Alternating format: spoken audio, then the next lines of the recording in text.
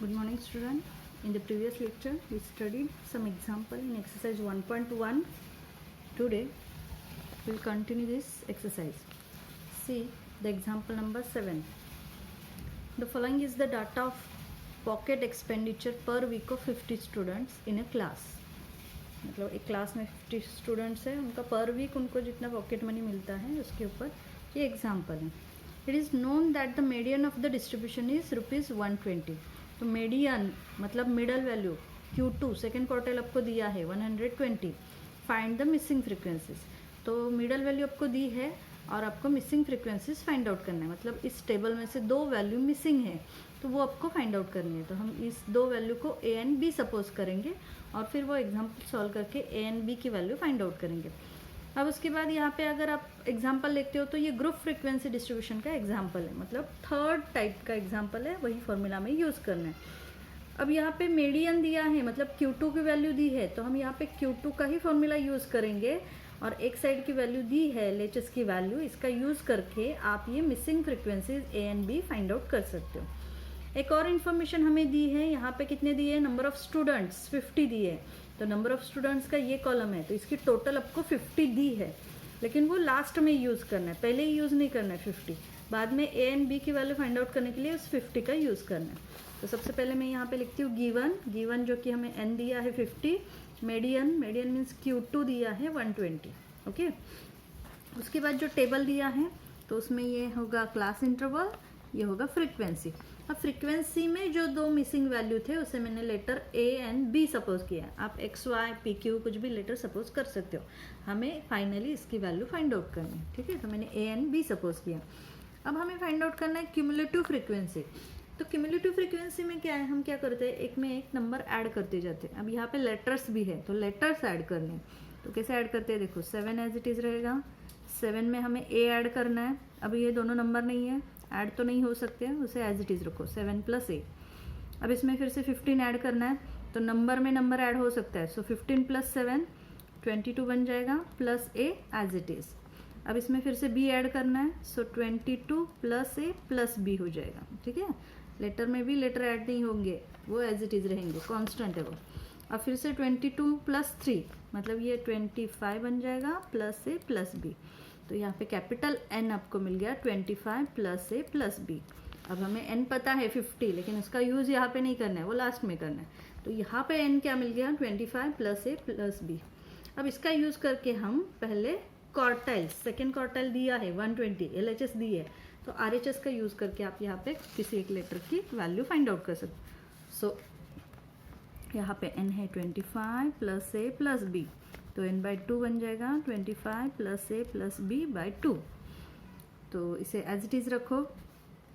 Q2, अब Q2 आपको direct दिया है 120, तो यहाँ पे CF में देख के आप तो डिसाइड नहीं कर सकते कि वो क्लास कौन सा है. तो आपको क्या करना है, 120 जो दिया है इससे देख के डिसाइड करना है क्लास कौन सा होगा. तो देखो 120 किस क्लास के बीच में आ सकता है, तो 100 to 150 के बीच में आ सकता है 120. That means this is your Q2 class. आया समझ में. हर बार अब तक हम क्या करते थे, CF में वो वैल्यू देख के डिसाइड करते थे कि कौन सा क्लास होगा Q2 क्लास, लेकिन यहाँ पे CF में लेटर्स है तो इसे देख के आप डिसाइड नहीं कर सकते. तो हम इस वैल्यू को देख के डिसाइड करेंगे Q2 क्लास कौन सा होगा. तो 120 lies between 100 to 150, that means this is our Q2 class. Now write down the lower boundary 100, difference 50, frequency 15 and CF 7 + A. So here L is 100, lower boundary of Q2 class 100, H means class width 50, F means frequency 15 and CF means cumulative frequency 7 + A. Okay, now by substituting all these value in this formula of Q2, here we write Q2 lies in 100 to 150. Now substituting value, L is 100, H is 50, F is 15, N/2, 25 + A + B/2 minus CF is 7 + A. ठीक है, तो इसे solve करना है हमें. और LHS भी दी है, LHS है 120 जो कि क्वेश्चन में ही दिया है. ठीक है, अब क्या करेंगे, देखो ये 100 यहाँ पे, इसे अगर इधर ट्रांसफ़र करते हो डायरेक्ट तो यहाँ पे प्लस है, उधर जाके माइनस हो जाएगा, ठीक है। और बाद में ये इस साइड हम सॉल्व कर सकते हैं, तो 100 को इधर शिफ्ट कर दो, तो 120 माइनस 100 बन जाएगा। यहाँ पे 5 से आप इसे मिनिमाइज़ कर सकते हो, तो 5 से डिवाइड करेंगे तो 10/3 हो जाएगा। अब यहाँ पे अगर हमें सिंप्लीफाई करना है तो पहले क्रॉस मल्टीप्लिकेशन करके डिनोमिनेटर सेम करना पड़ेगा। सो 1 से इधर मल्टीप्लाई करेंगे, सो 25 + a + b, 2 से इधर मल्टीप्लाई करेंगे और माइनस साइन है, मतलब दोनों निगेटिव हो जाएंगे। So minus 2 × 7 14 minus 2 × a 2a upon 2। आया समझ में? मैंने क्या किया, क्रॉस मल्टीप्लिकेशन किया और ये जो माइनस साइन है ये दोनों को दिया, सिर्फ एक ही को दोगे तो भी गलत है। अब यहाँ पे 10/3 इंटू ये 25 - 14 ये हो जाएगा 11, a - 2a ये हो जाएगा -a + b as it is upon 2। अब 2 से और भी इधर डिवाइड कर सकते हो, 5/3 बन जाएगा। और यहाँ पे सब्सट्रैक्शन करोगे 20। अब हमें a एंड b की वैल्यू फाइंड आउट करना है, ठीक है। तो 5/3 को इधर ट्रांसफ़र करो, तो ये बन जाएगा 3/5, ठीक है। LHS में ट्रांसफ़र किया मैंने, 11 - a + b। अब 5 से इसको डिवाइड होता है, 5 4 ज़ा 20, 4 3 ज़ा 12, 12 = 11 - a + b। 11 को इधर ट्रांसफ़र करो, 12 - 11 -a + b, तो ये बन जाएगा -a + b = 1। इसे मैं देती हूँ इक्वेशन 1, ठीक है। इसे सॉल्व करके आपको इक्वेशन 1 मिल गया। अब दूसरी वैल्यू हमें क्या पता है कि n ये भी मिला है और n ये भी है, तो इन दोनों को इक्वेट करेंगे, दोनों भी n ही है ना। So here we write now 25 + a + b which is equal to 50। क्यों लिखा मैंने? क्योंकि n जो है 50 भी दिया है और CF की टेबल में हमें ये मिल गया। अब 25 को इधर ट्रांसफ़र करो तो ये मिल जाएगा a + b =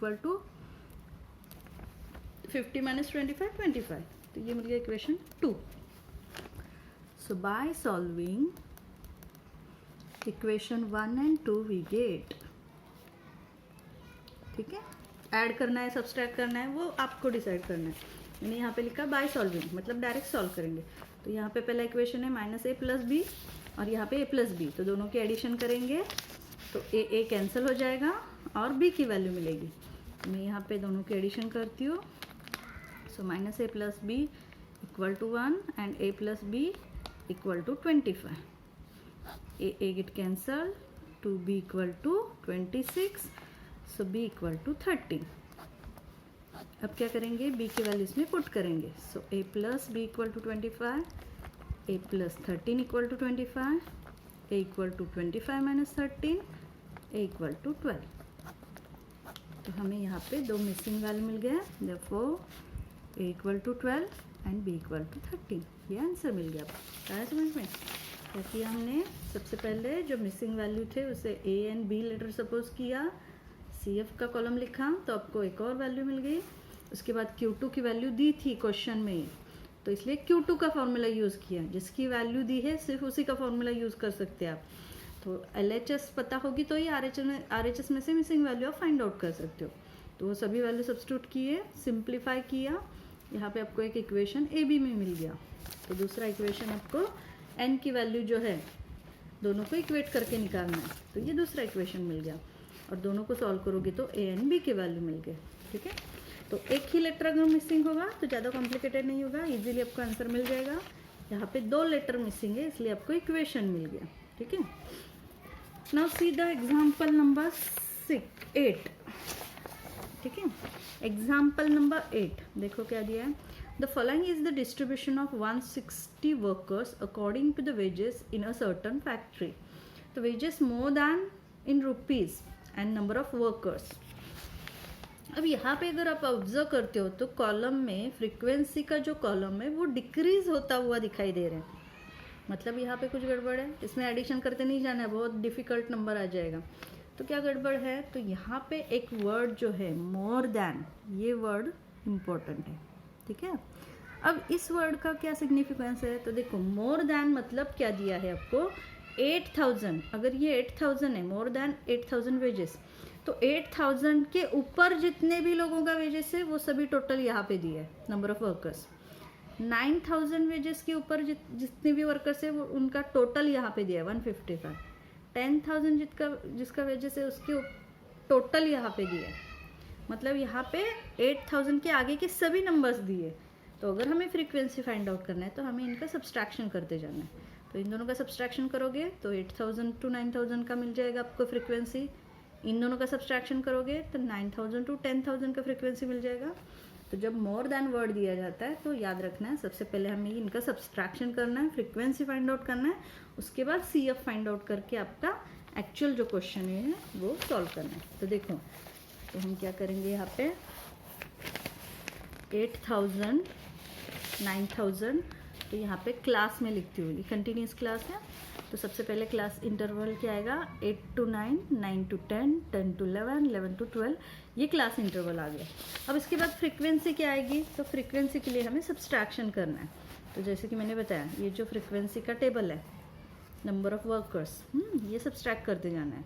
तो 160 माइनस 155, तो यहाँ पे आपको मिल जाएगा आंसर 5। नेक्स्ट 155 माइनस 137, तो यहाँ पे सब्सट्रैक्शन करोगे तो आंसर मिलेगा 18। नेक्स्ट 137 माइनस 91, तो 137 minus 91 answer is 46। 91 minus 57 answer is 34। 57 minus 23 34। 23 minus 10 13। 10 minus 1 9। 1 minus 0 1, और 16,000 से आगे भी होंगे तो ये 0 आ जाएगा। 16,000 टू 17,000 0 आ जाएगा। ठीक है, तो यहाँ पे फ्रीक्वेंसी मिल गई आपको। अब CF फाइंड आउट करो। CF एज यूजुअल जैसे हम करते सेम वैसे ही। तो 5 ऐसे ही रखो, 5 प्लस 18, यहाँ पे आ जाएगा 23, 23 plus 46 69, 69 plus 34 103, 103 plus 34 137 plus 13 150 plus 9 159 plus 1 160 plus 0 160, which is और कैपिटल N। ठीक है, अब हमें क्या फाइंड आउट करना है, कैलकुलेट ऑल द क्वार्टाइल्स। तो यहाँ पे सभी क्वार्टाइल्स फाइंड आउट करना। तो ये टेबल मिल गया आपको, लास्ट का जो है टेबल उसी फॉर्मेट में, ग्रुप फ्रीक्वेंसी डिस्ट्रीब्यूशन में N मिल गया। तो आप तीनों क्वार्टाइल फाइंड आउट करना है। तो Q1, सबसे पहले Q1 L plus H/F N/4 minus CF, वैसे ही Q2, वैसे ही Q3, तीनों सॉल्व करने हैं। तो इसके आगे का एग्जांपल आप ट्राई करो, कुछ डाउट है तो फिर पूछो। ठीक है, तो यहाँ पे हमारा फर्स्ट एक्सरसाइज खत्म हो जाएगा। तो जो बचे हैं एग्जांपल वो आपको सॉल्व करने हैं। Thank you.